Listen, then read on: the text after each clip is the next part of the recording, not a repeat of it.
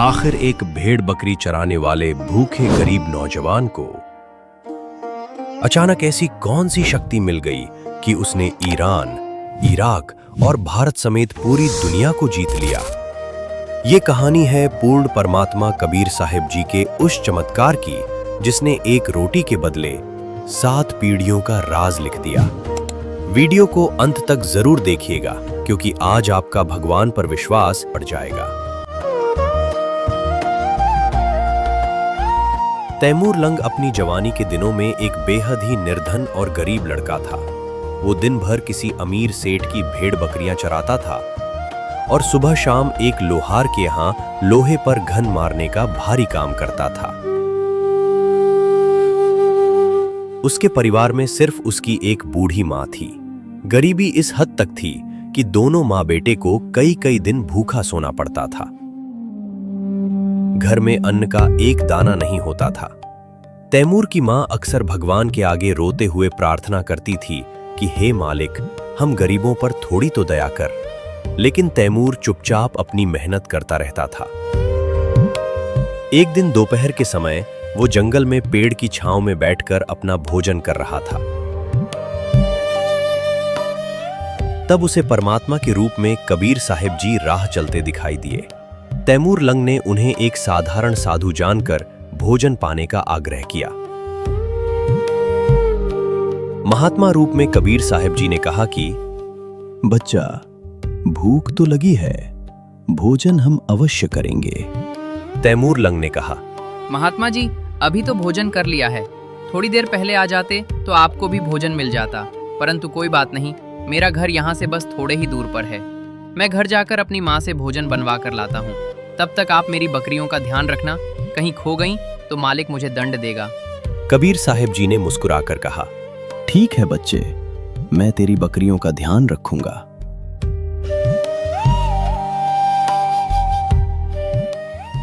Taimur lung घर गया और अपनी माँ से भोजन बनवाकर वापस लाया।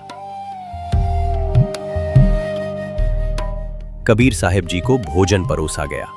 जब कबीर साहिब जी भोजन कर रहे थे तो तैमूर लंग की माँ ने प्रार्थना की कि महाराज जी, हम बहुत निर्धन हैं, कभी तो खाने को अन्न भी नहीं रहता है। ऐसा उसने अपनी गरीबी का रोना बार बार रोया। जब कबीर परमेश्वर जी भोजन कर कर उठे तो पास में बकरियों को बांधने की लोहे की सांकल पड़ी थी। उसे ही उठाकर उन्होंने तैमूर लंग की पीठ पर जोर जोर से 7 बार मारी। फिर उसे लात और मुक्के भी मारे। मारते हुए उन्होंने कहा कि जा, मैंने तेरे बेटे को 7 पीढ़ी का राज दे दिया और जो बाद में लात मुक्के मारे हैं, इससे तेरा साम्राज्य फिर छोटे छोटे टुकड़ों में बढ़ जाएगा। तैमूर लंग की माँ ये सब देखकर सोचने लगी कि इस महात्मा के पास खुद खाने के लिए रोटी तक नहीं है, तो ये 7 पीढ़ी का राज कहाँ से देगा। इतना वो सोच ही रही थी कि कबीर परमेश्वर अचानक वहां से अंतर्ध्यान हो गए।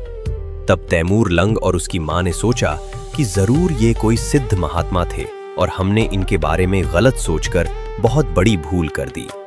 कुछ दिन बाद कबीर परमेश्वर जी तैमूर लंग के सपने में आए और कहा कि जिस अहरण पर तू हथौड़ा मारता है, वो जगह तू अपने सेठ लोहार से मांग ले।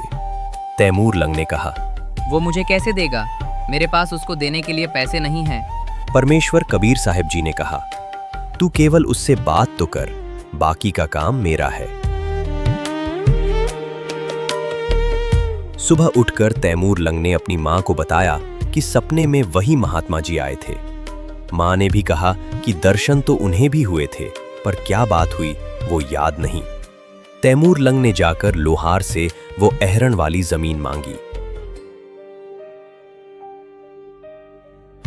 लोहार को पैसों की सख्त जरूरत थी, इसलिए उसने 6 महीने में पैसे लौटाने की शर्त पर वो जमीन तैमूर को दे दी। परमेश्वर कबीर साहिब जी ने तैमूर को बताया कि इस जमीन के चारों तरफ दीवार बना ले और इसके नीचे जो धन गड़ा हुआ है वो धीरे धीरे निकाल ले। जब उन्होंने खोदा तो वहां सोने के सिक्कों का खजाना निकला।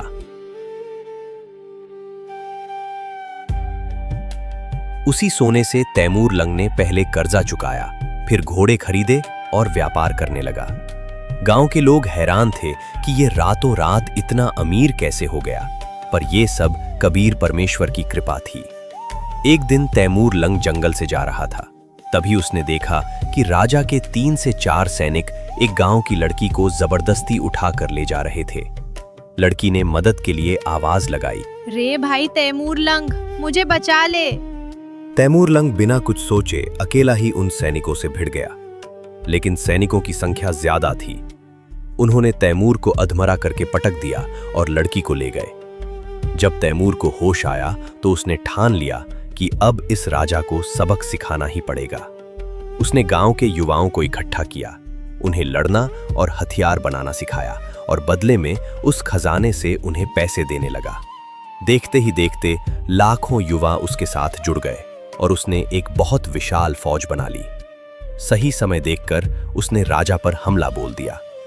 लाखों की सेना देखकर राजा के सेनापति ने आत्मसमर्पण करने की सलाह दी और राजा ने हार मान ली। जब तैमूर लंग उसे मारने गया तो उसे कबीर परमेश्वर की बात याद आ गई कि जीव हिंसा नहीं करना है। उसने राजा को केवल अपना राज्य छोड़कर जाने को कहा और उसकी जान बख्श दी। इसी तरह आगे बढ़ते हुए उसने ईरान, इराक, मध्य एशिया और पश्चिम एशिया जीत लिया। उसने भारत को भी जीता और दिल्ली को अपनी राजधानी बनाई। अपना ये विशाल साम्राज्य वो अपने तीसरे पोते बाबर को देकर चला गया। इतिहास गवाह है कि तैमूर लंग से लेकर औरंगजेब तक उसकी 7 पीढ़ियों बाबर, हुमायूं, अकबर, जहांगीर, शाहजहां, औरंगजेब ने दिल्ली पर राज किया। और बिल्कुल भगवान के लात मुक्के वाले संकेत के अनुसार औरंगजेब के बाद वो साम्राज्य छोटे छोटे टुकड़ों में बट गया और खत्म हो गया। इसीलिए कबीर परमात्मा ने अपनी वाणी में कहा है, रोटी तैमूर लंग को दीनी, ताते 7 बादशाही लीन्ही। पुण्यात्माओं, परमेश्वर कबीर देव जी ने एक रोटी खाकर तैमूर लंग को 7 पीढ़ी का राज दे दिया और दूसरी तरफ श्री कृष्ण जी ने एक मुट्ठी चावल खाकर सुदामा जी का केवल एक मकान बनाया था। अर्थात जब हमें यह ज्ञान हो जाता है कि अविनाशी परमेश्वर कबीर साहिब जी कितने दयालु और समर्थ हैं, जो मात्र एक रोटी के बदले एक निर्धन को 7 पीढ़ियों का राज दे सकते हैं, तो हमारी आस्था अन्य सभी जगह से हटकर केवल उसी एक पूर्ण परमात्मा में पक्की हो जाती है। एक शौभरी नामक ऋषि थे। वे बाल ब्रह्मचारी थे। उन्होंने शादी नहीं की थी। उन्होंने एक दरिया के जल में खड़े होकर 10 से 12 वर्ष तक घोर तपस्या की। कुछ दिन बाद उन्होंने नदी में एक मगरमच्छ को देखा। उस मगरमच्छ का पूरा परिवार था। मगरमच्छ के पोते पोतियां उसके आसपास प्यार से घूमते, उसकी छाती पर लेटते और कंधों पर बैठते थे। मगरमच्छ उनसे बड़ा प्रसन्न रहता था। शौभरी ऋषि, मैं भी शादी करूं, मेरे भी बच्चे हों, पोते पोतियां हों, और मैं भी उन पोते पोतियों के साथ ऐसे ही लाड़ लड़ाऊं। ये मोह मन में आते ही उन्होंने अपनी सालों की भक्ति वहीं छोड़ दी और जल से बाहर निकल आए। वे सीधे राजा मानधाता के पास गए।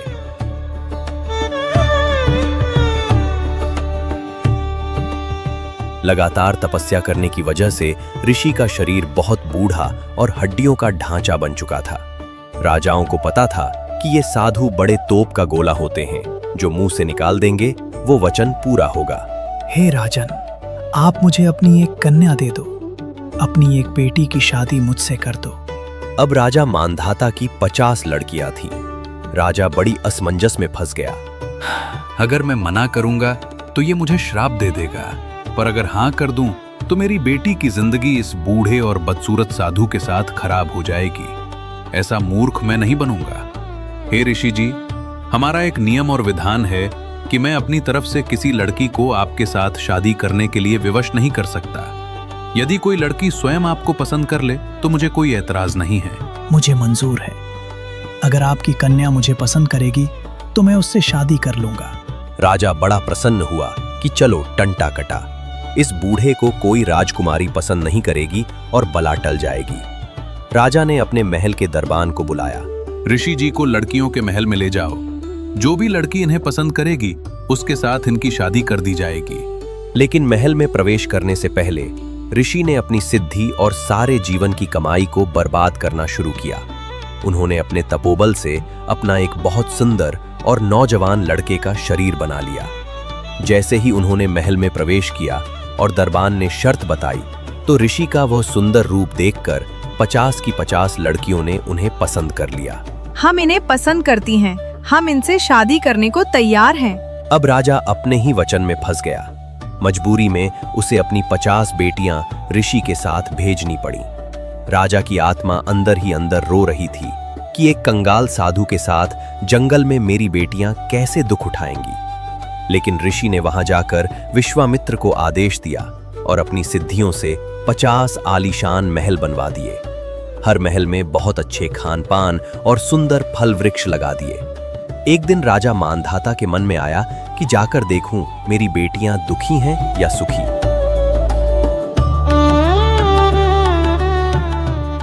जब राजा वहां पहुंचा तो पूरी 50 मकानों की कॉलोनी देखकर दंग रह गया। अपनी पहली बेटी के महल में जाकर, बेटी, तुम कुशल तो हो? पिताजी, वैसे तो हम बहुत कुशल हैं, यहाँ कोई कमी नहीं है, बस माता पिता की याद आती है।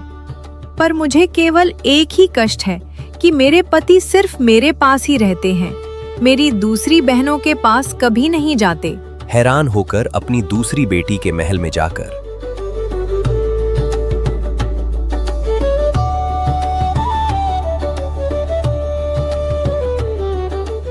बेटी, तुम्हारा क्या हाल है? पिताजी, हम बहुत सुखी हैं, पर मुझे एक बात का दुख है कि मेरे पति सिर्फ मेरे ही पास रहते हैं, दूसरी बहनों के पास नहीं जाते। ऐसे 50 के 50 महलों में जाकर राजा ने देखा कि ऋषि ने अपनी सिद्धियों से 50 शरीर धारण कर लिए थे और 50 की 50 राजकुमारियों के पास एक ही समय में मौजूद थे। और जब राजा बाहर आया तो देखा कि ऋषि बाहर भी अलग से बैठे हैं। हे ऋषि, आपकी लीला अपरंपार है। राजा के लिए तो वो भगवान हो गए, पर अब ऋषि की पोल खुलती है। धीरे धीरे शौभरी ऋषि के लगभग 150 बच्चे हो गए। अभी कोई 11 साल का लड़का है, कोई 5 साल का। ये बड़े होंगे, फिर इनका ब्याह करूंगा, फिर इनके बच्चे होंगे और मैं उनका इंतजार करूंगा। इस तरह उन्होंने अपना पूरा जीवन मोह माया में खो दिया। उम्र के आखिरी पड़ाव में जब होश आया तो उन्हें भयंकर पछतावा हुआ।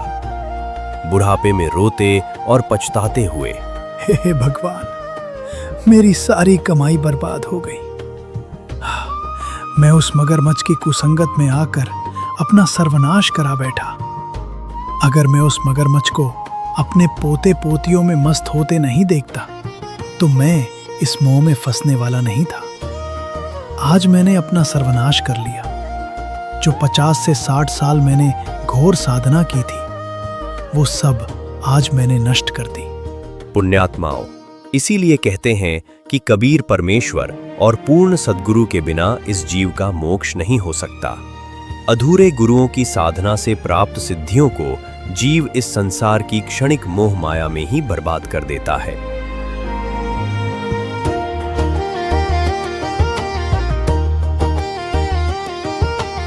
एक ऋषि थे जिन्हें अपनी दिव्य दृष्टि से अपने आने वाले जन्म के बारे में पता चल गया था। उन्होंने देखा कि अगले जन्म में उनका जन्म उसी नगर में एक सुअरी के गर्भ से होगा जिसके माथे पर एक मोटी गांठ है। उन्होंने ये भी देखा कि उनके नए जन्म में उनके सिर पर एक बड़ा सा काला निशान होगा।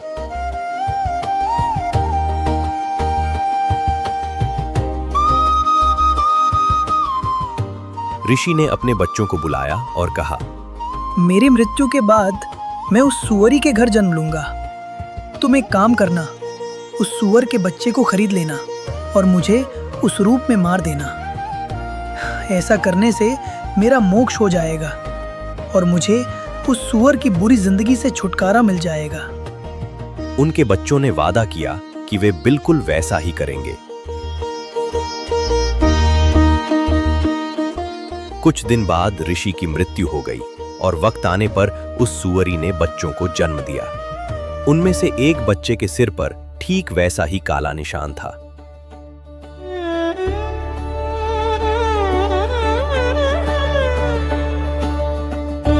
ऋषि के बच्चे उस व्यक्ति के पास गए और उस सूअर के बच्चे को खरीद लिया।